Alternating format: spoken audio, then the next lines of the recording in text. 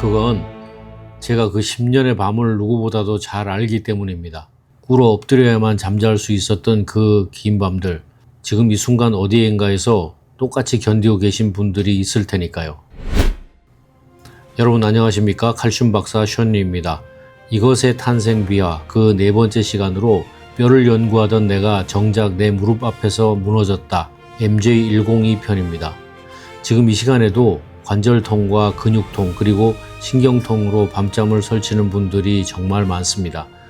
진통제 없이는 하루를 넘기기가 어렵고 좋다는 것은 다 해봤는데도 그때뿐인 분들, 오늘 이 영상에서는 그런 분들을 위해서 통증이 왜 그렇게 잘 낫지 않는지, 그리고 제가 제 허리와 무릎 때문에 10년 이상을 매달린 끝에 만들게 된 MJ102와 그 탄생 비화까지 여러분들이 잘 몰랐던 이야기들을 정확하게 전달해 드리도록 하겠습니다. 저는 평생 뼈를 연구해온 사람입니다. 그런데 정작 제 무릎 앞에서 저는 10년을 무너졌습니다. 45 무렵이었습니다. 허리가 아프고 무릎이 아파서 똑바로 누우면 잠을 이룰 수가 없었습니다. 그래서 저는 꿇어 엎드려서 잠을 잤습니다. 엎드려서 제 몸무게로 아픈 곳을 눌러야 그나마 통증이 눌려서 겨우 잠이 들었으니까요. 하지만 그것도 오래가지는 못했습니다. 그렇게 꿇고 앉아 있으면 다리에 피가 안 통해서 다리가 저려서 움직이지도 못할 지경이 되면 다시 잠에서 깼습니다. 눕지도 못하고 엎드려도 깨고 그런 밤이 하루 이틀이 아니라 10년을 이어졌습니다. 잠을 제대로 못 자니 일상이 통째로 무너져 버렸습니다. 병원에도 갔습니다. 그런데 이런저런 검사를 해도 특별한 원인을 찾지 못했습니다. 뼈를 연구한다는 사람이 자기 통증의 원인도 모른다는 것이 자괴감이 들었습니다.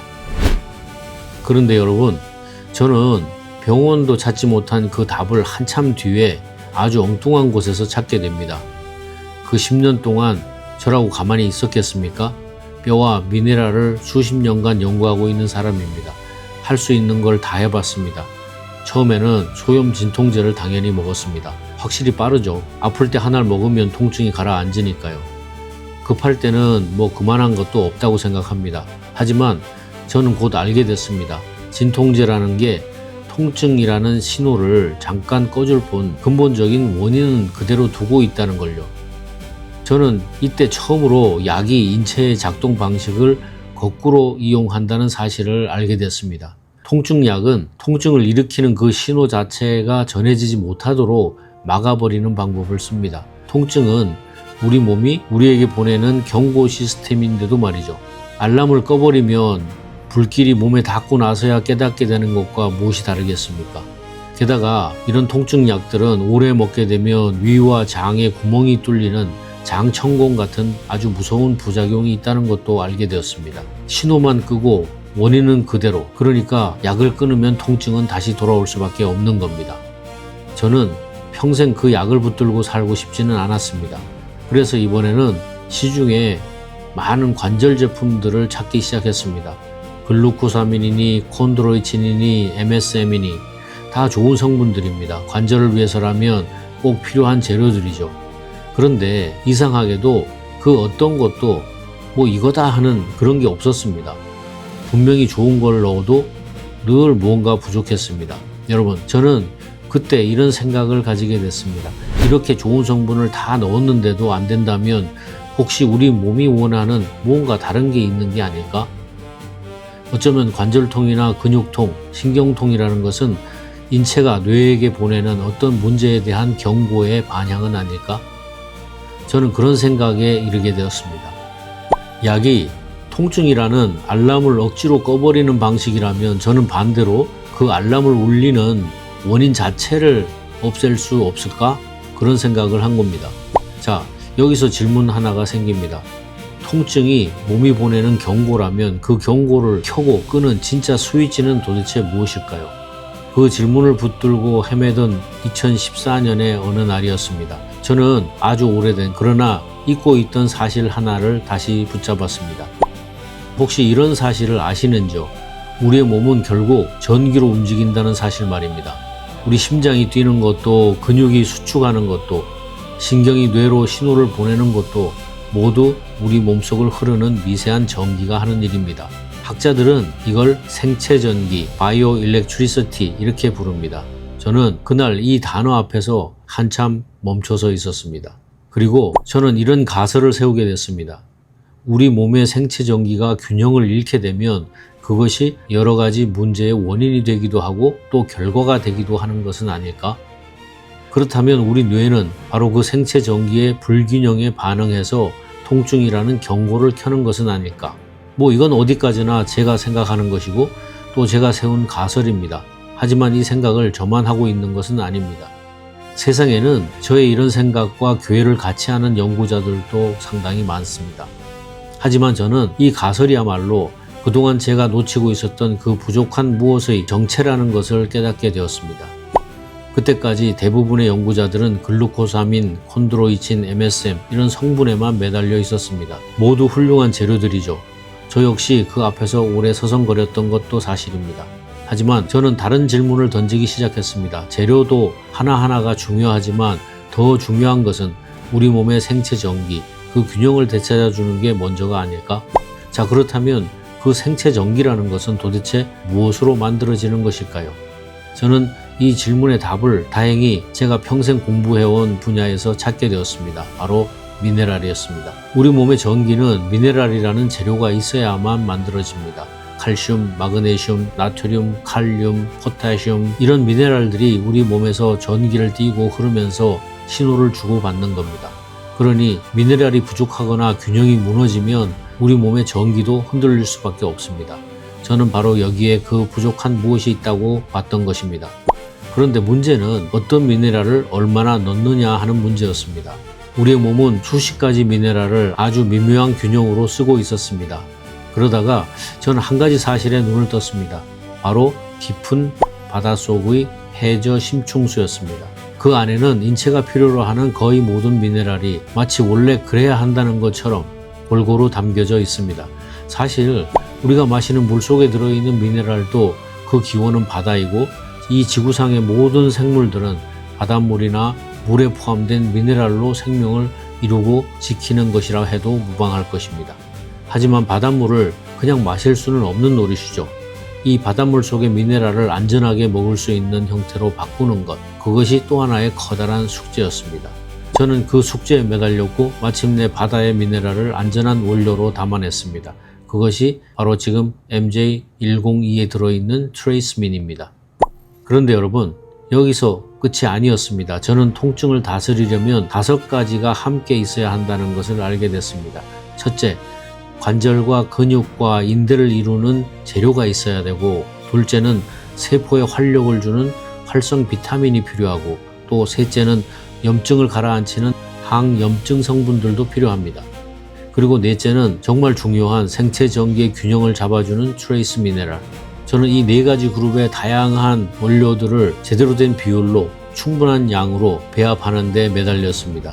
그런데 마지막에 가서 깨달은 게 있습니다. 아무리 좋은 원료를 다 넣어도 우리 몸이 그것을 소화하고 흡수하지 못한다면 아무 소용이 없다는 것이죠. 결국 마지막 남은 한 조각은 바로 흡수였습니다. 그리고 그것을 위해서는 효소가 필요했습니다. 45세 시작된 그 고민이 10년이 넘는 시행착오를 지나서 2014년에 마침내 첫 포뮬러로 완성이 됐습니다. 세포를 형성하는 재료, 활성 비타민, 항염증 성분, 로 소디움 트레이스 미네랄, 그리고 흡수를 돕는 효소까지 제가 찾던 5조각이 비로소 맞춰진 것입니다. 저는 그 포뮬러를 제일 먼저 제 자신에게 써봤습니다. 정말로 오랜 세월을 제 무릎으로 직접 겪은 사람이 바로 저 자신이었으니까요. 그리고 얼마 뒤에 이상한 걸 깨달았습니다. 간밤에 제가 무릎을 꿇지도 않고 뒤척이지도 않고 오랜만에 그냥 푹 잤다는 사실입니다. 통증 때문에 깬 적도 없이 아무 생각 없이 아침까지 잠을 잔 겁니다. 저는 그게 얼마 만인지 한참을 가만히 누워서 생각했습니다. 10년을 꿇어서 엎드려 자야 했던 사람이 처음으로 통증을 모르고 맞은 아침. 저는 그 아침을 지금도 잊을 수가 없습니다. 그래서 저는 이 제품에 이름을 붙였습니다. 기적과 같은 관절이라는 뜻으로 미라클 조인트, 줄여서 MJ가 된 것입니다. 이 미라클 조인트가 다듬어지면서 MJ101이 되었고 지금의 MJ102가 된 겁니다. 지난 12년 동안 2번의 업그레이드를 거친 셈이죠. 그런데 그 뒤로 저와 비슷한 분들을 참 많이 만났습니다. 한 분이 기억에 납니다. 새벽부터 밤까지 남의 사무실을 청소하는 60이 넘은 남자분이었습니다. 이분은 연락이 닿을 때마다 그러셨습니다. 나는 이거 없으면 하루도 못 살아요. 그 한마디가 슬프기도 하고 기쁘기도 했습니다. 저에게는 참 오래 남는 말이었습니다. 지난 12년 세월 동안 이런 분이 참으로 많았습니다. 관절통, 근육통, 신경통 물론이고 교통사고 후유증에 운동 뒤에 오는 통증, 그리고 통풍, 이런 불편 속에서 도움을 받았다는 사람들의 이야기를 듣습니다. 그런데 여러분, 저는 여기서 솔직하게 말씀을 드려야겠습니다. 100명이 드시면 이 제품을 100명 모두가 만족하는 건 결코 아닙니다. 세상에 그런 제품은 사실 없습니다. 다만 제가 분명하게 드릴 수 있는 말씀은 바로 이겁니다. 하루에 3번, 식사 중간이나 직후에 2알씩 이렇게 하루 6알을 드시는 것이 제가 권하는 권장량입니다. 이 방법을 꾸준히 지키신 분들의 경우에는 대부분 좋은 결과를 거두셨습니다. 여기에서 중요한 것이 한 번에 2알씩 그리고 하루 3번이라는 것입니다. 이 6알은 많은 사람들을 심리적으로 힘들게 합니다. 너무 많고 불편하다는 거죠. 하지만 저는 이렇게 믿습니다. 어떤 불편에서 벗어나고 싶다면 그만큼 본인도 정성을 쏟아야 한다고 말입니다. 그 정성이 다해지면 자연스럽게 섭취량도 줄어듭니다. 지금 저는 MJ101을 매일 먹지 않습니다. 필요할 때만 먹습니다. 그만큼 몸이 좋아졌다는 거죠. 약이 아니라 내 몸을 돌보는 정성, 그 정성이 있을 때 MJ102도 비로소 제 몫을 하게 되는 거라고 저는 믿고 있습니다. 첫 포뮬라를 완성한 지 어느새 12년이라는 세월이 흘렀습니다. 그 사이 저는 쉬운 섭취를 위해서 커다란 알약의 크기를 작게 줄였고 성분과 비율을 더 좋은 포뮬러로 발전시키기 위해서 지금도 손을 놓지 못하고 있습니다. 이미 통증 없이 잠들게 된 사람이 67이 된 지금까지도 이걸 계속 다듬는 이유가 뭘까요? 그건 제가 그 10년의 밤을 누구보다도 잘 알기 때문입니다. 꿇어 엎드려야만 잠잘 수 있었던 그 밤들, 지금 이 순간에 어디엔가 똑같은 일을 겪고 계신 분들이 많이 계실 테니까요. 그분들이 어느 날 아침 통증을 모르고 눈을 뜨는 것, 저는 그걸 위해서 이 일을 멈추지 않는 겁니다. 오늘의 이야기가 그 오랜 밤을 지나오신 여러분들께 작은 위로가 되었다면 좋겠습니다. 다음 편의 이야기는 조금 다른 결의 고백입니다. 평생 미네랄만 보던 제가 면역이라는 것을 정말로 믿게 된 사건이 있었습니다. 이것의 탄생 비화 제5화는 나를 면역은 있다고 믿게 만든 이뮤노실드 V3 편입니다. 지금까지 칼슘 박사 션이었습니다. 다음 시간까지 안녕히 계십시오.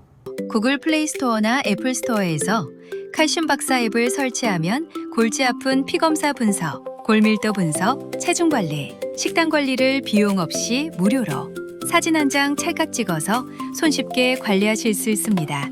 또 칼슘 박사 앱을 설치하시면 앱에서만 실시하는 특별한 이벤트 혜택도 받을 수 있습니다. 와우.